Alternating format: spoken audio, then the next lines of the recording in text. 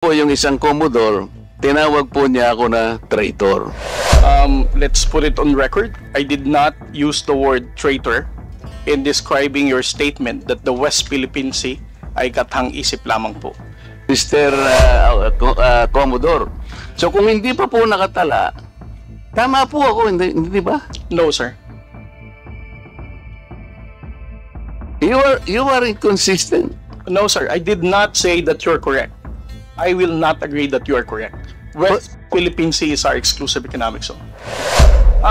Mr. Chair, Honorable Marcoleta, sir, I think I'm no under obligation to tell all the social media influencers, to bloggers, defend your name, tell them that you are not a traitor.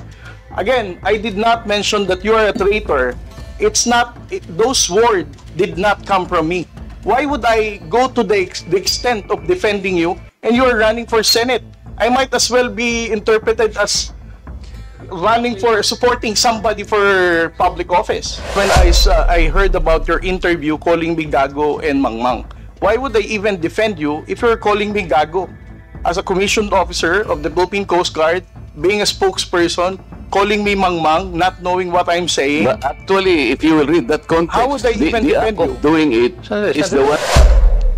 Hindi po pwede yung ganun sapagkat lalo na ngayon, pinag-uusapan nga po yung panig ng mundo na yan, ayaw nating masabi man lang ng ibang bansa, ano ba yung pinagkakaguluhan na ito? Bakit hindi namin makita yung West Philippines? Kasi hindi nga po nakatala. Ang patalaan po, Mr. Chair, yung tinatawag lang International Hydrographic Organization. Ngayon po yung isang Commodore, tinawag po niya ako na traitor.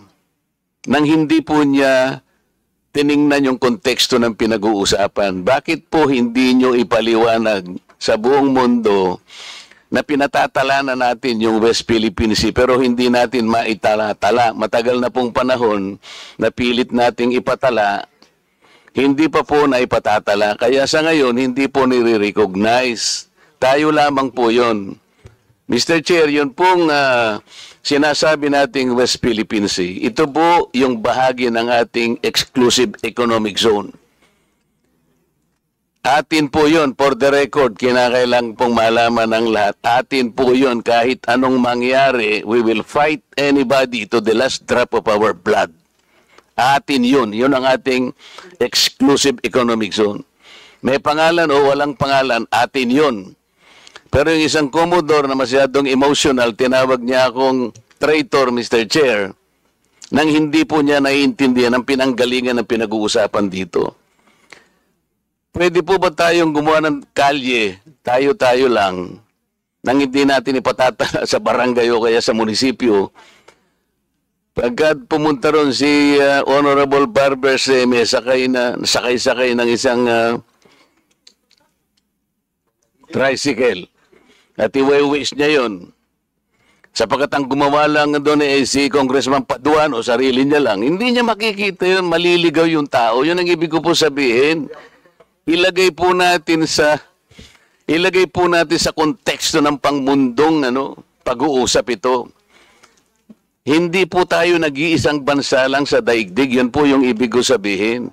Ngayon, kung mag-google po, o kung magbablog po yung mga ibang mga tao at ipipilit nila na si Congressman Marcoleta, maka-China pala ito. Mr. Representative po ng YouTube. Kasi pag tinignan niyo po yung YouTube, lilitaw yan. Marcoleta pro-China. Paano po ninyo ipaliliwanag sa tao na hindi po ako pro-China? Ngayon po lumalabas, tinignan niyo po yung YouTube. Lalabas po doon ewan ko sino po yung gumawa niya, pero maliwanag na talagang election misinformation, Mr. Chair. Lahat kanya ng kandidatong senador ni PRRD ay financially supported by China. Nandyan po ngayon sa YouTube. Lahat po niyan siguro nakikita niyo na. Paano po ito, hindi po niyo ite-take down itong mga contents na ito, sir?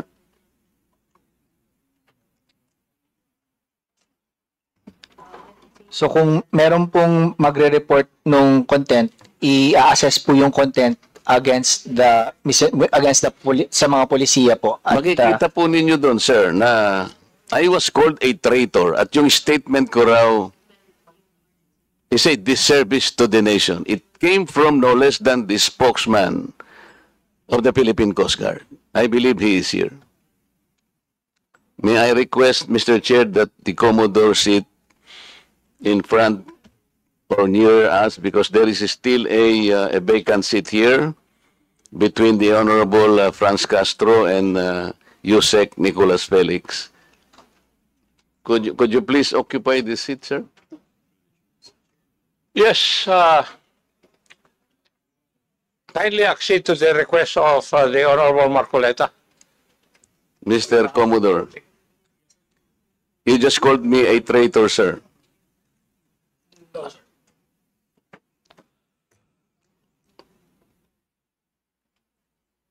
Nasa Facebook po, nasa social media. Mr. Chair, with your permission.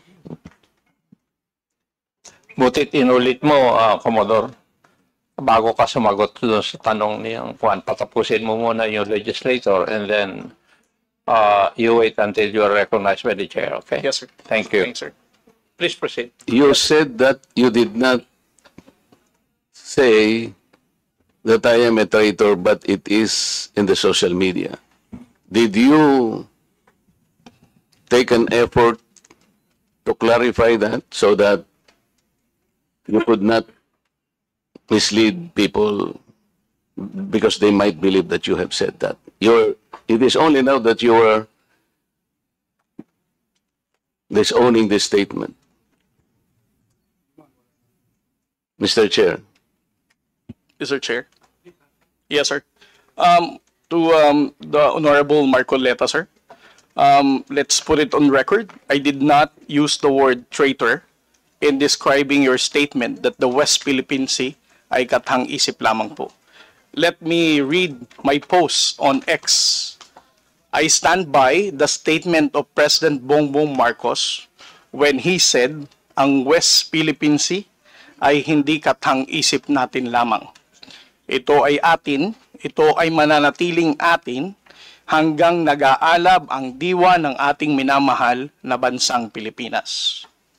Hearing someone claim that the West Philippine Sea is merely a fabrication of the Philippine government is a disservice and an embarrassment to their entire party, the organization he belonged to, and even their own family.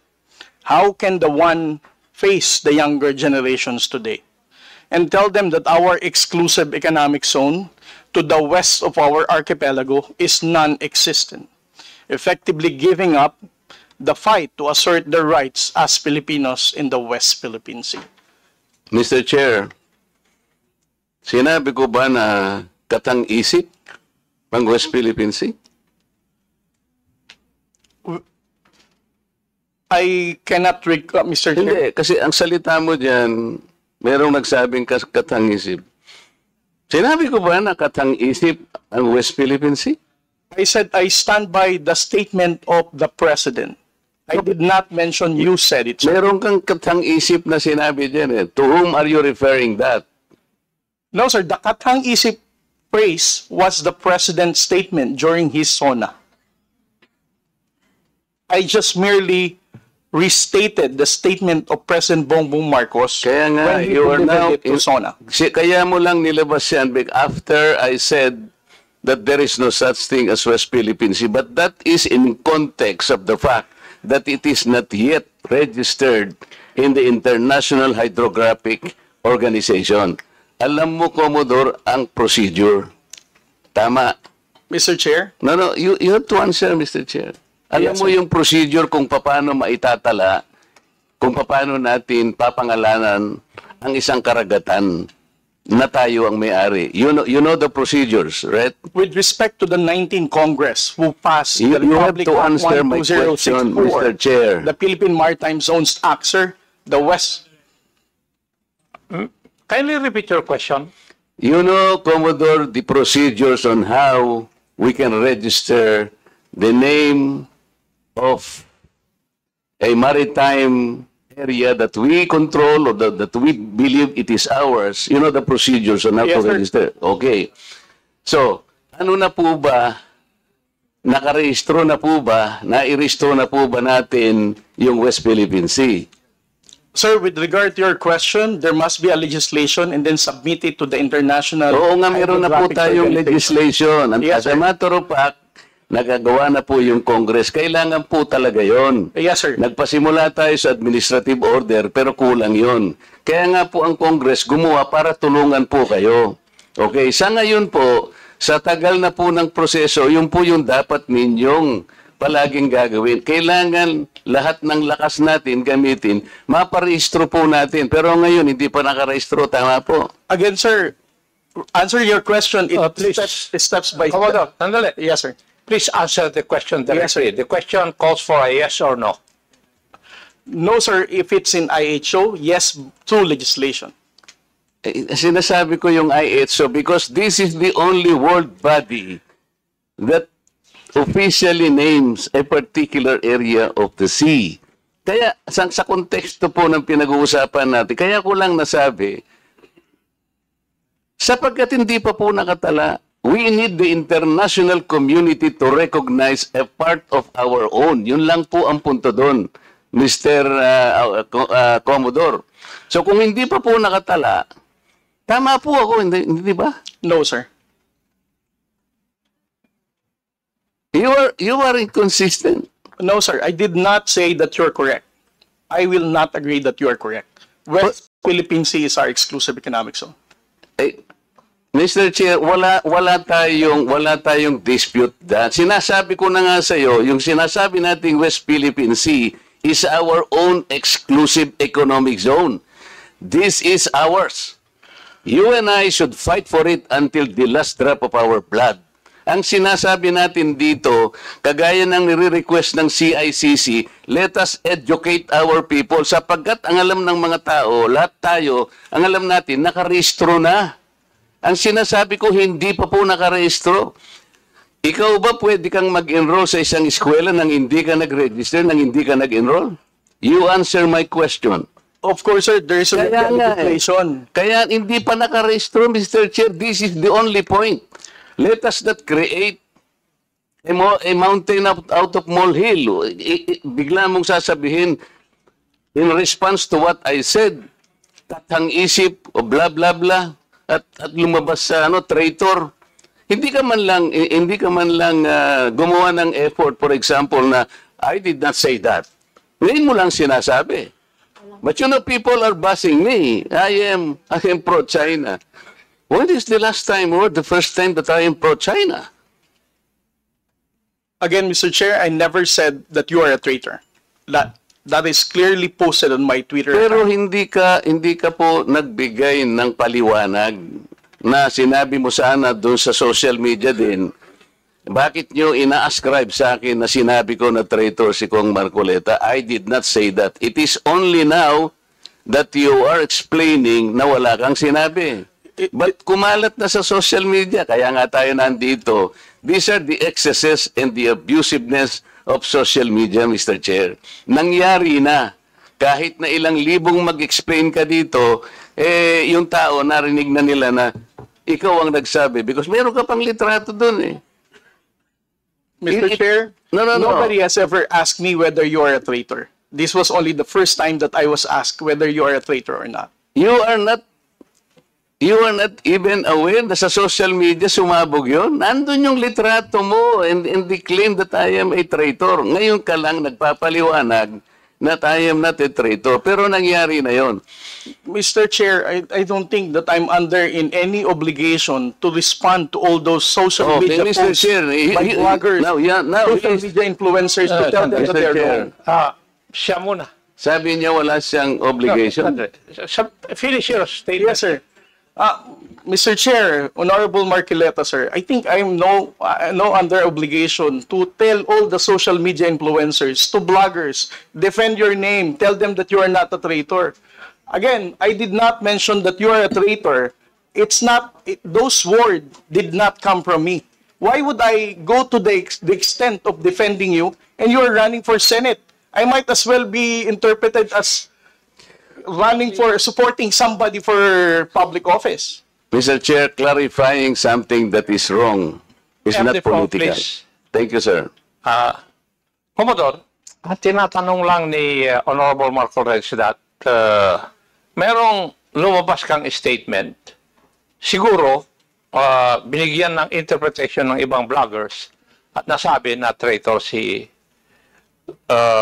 Honorable Marcoleta.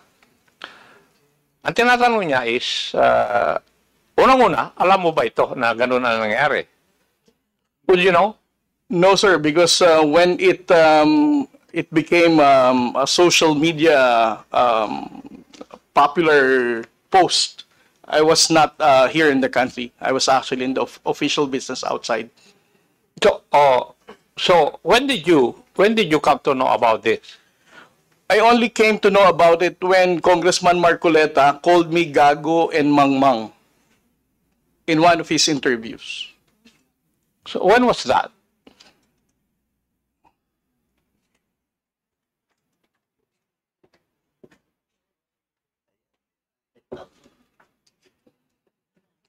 During his interview last February 10, huwag tayong magpagago at magpaka-ignorante katulad ng Commodore na yan.